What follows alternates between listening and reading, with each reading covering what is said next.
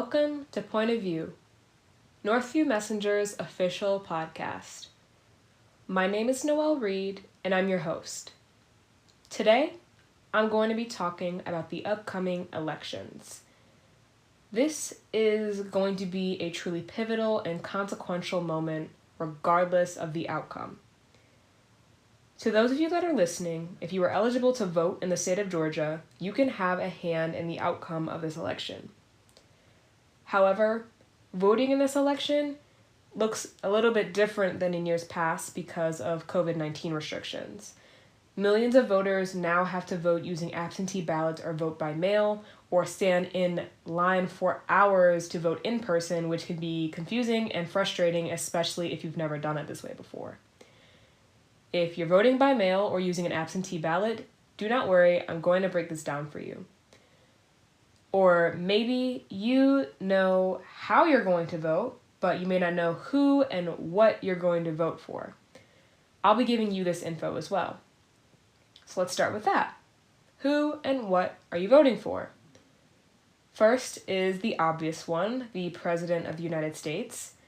The Democratic candidate is former Vice President Joe Biden and his VP pick, Kamala Harris. The Republican candidate is the incumbent Donald Trump and his Vice President Mike Pence.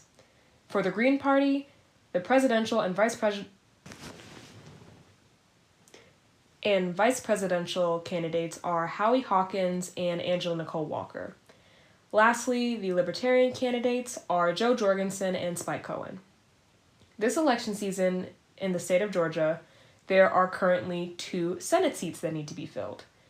For the first seat, you can choose between David Perdue, who is a Republican, Jon Ossoff, who is a Democrat, and Shane Hazel, who is a Libertarian.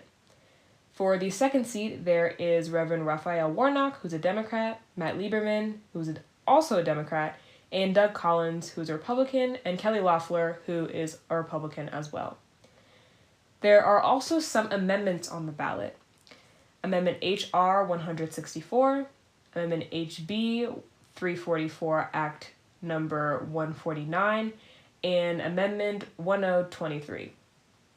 Now that you know what is on your ballot, you will either have to mail it in or drop it off if you choose not to vote in person.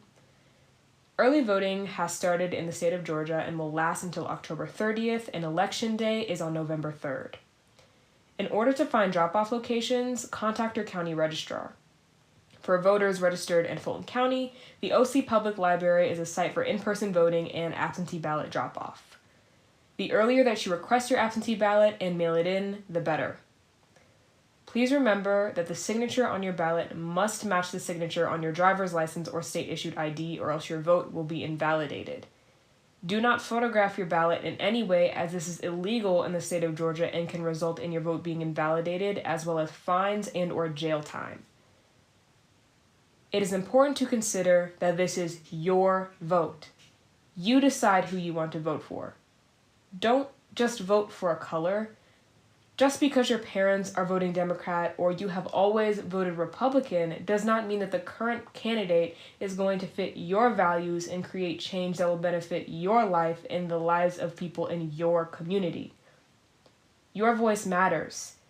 Eligible voters between the ages of 18 and 29 have had the lowest voter turnout in past elections. This is the perfect opportunity to have a hand in the fate of this country. Good luck and happy voting.